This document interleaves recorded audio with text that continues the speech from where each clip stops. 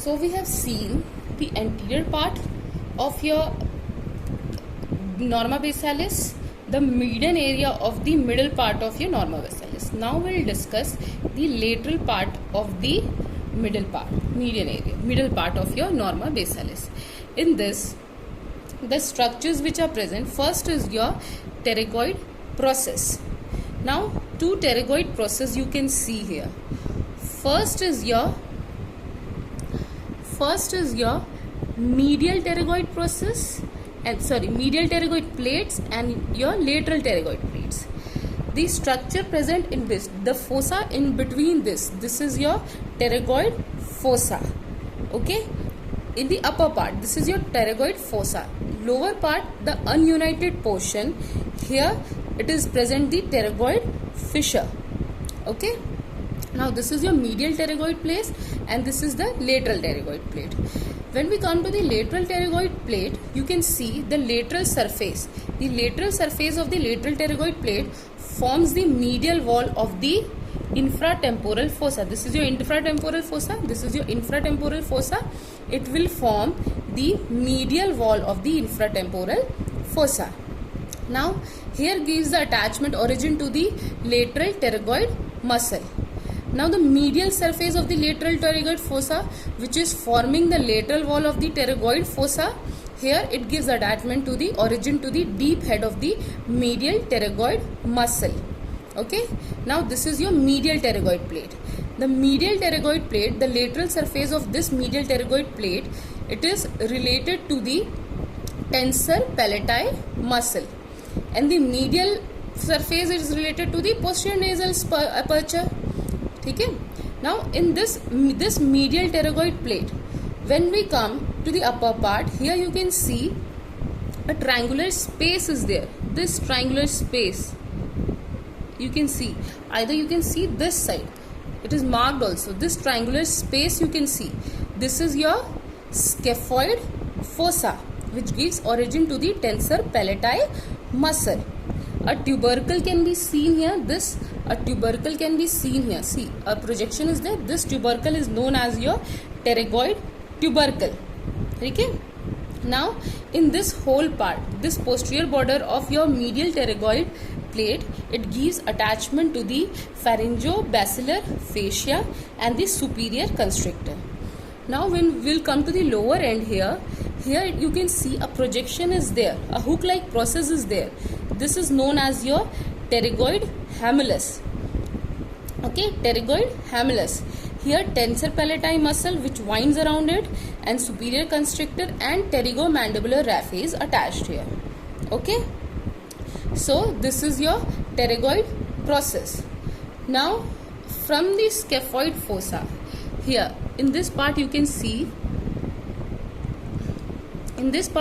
this is your scaphoid fossa. Now from this scaphoid fossa to the spine of sphenoid, in this part some of the foramens you can see. In this foramens, two important foramen is being seen. First, this is your foramen ovale. Foramen ovale, which gives the passage to the MALE, male, the mandibular nerve, accessory meningeal artery, the lesser petrosal nerve, and the imaginary vein. Now one more foramen here you can see, in which the pencil is being placed. This foramen, this is your foramen spinosum, which transmits middle meningeal artery, nervus spinosus, and the middle meningeal vein. Rest two more foramens are there, foramen of Vesalius and the canalicularis innominatus. Okay, now we'll see the spine of sphenoid. Here it is. Here, this projection is known as the spine of sphenoid. Here, it is related to the auriculotemporal nerve laterally and to the cauda tympani nerve medially. Laterally auriculotemporal nerve and medially the cauda tympani nerve. Okay, and it gives attachment. Its tip gives the attachment to the spinomandibular ligament. Now a groove can be seen here. You can see a groove here.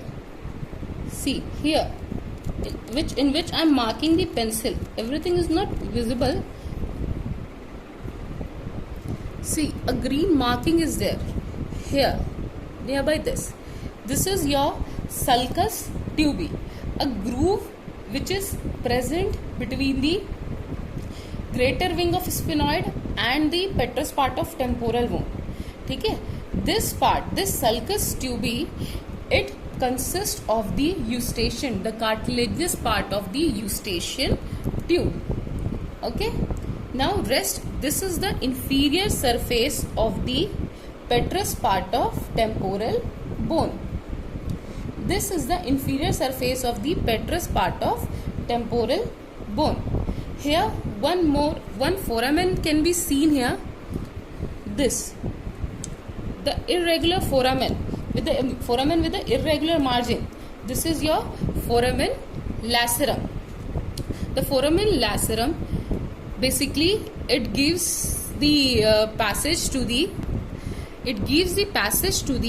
meningeal branch of ascending pharyngeal artery and the emissory vein. From the upper part of this foramen lacerum,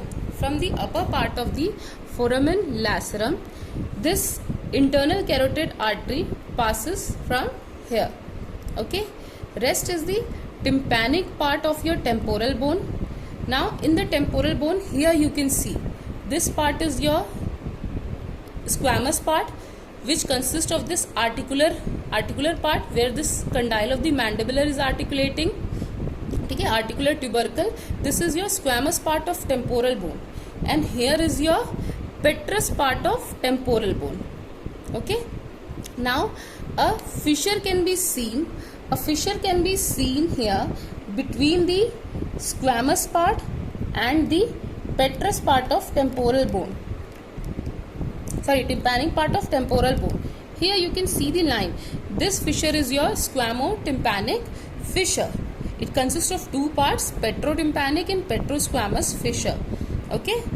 Now in this fissure, basically cauda tympani nerve, anterior tympanic artery and the anterior ligament of malleus passes through.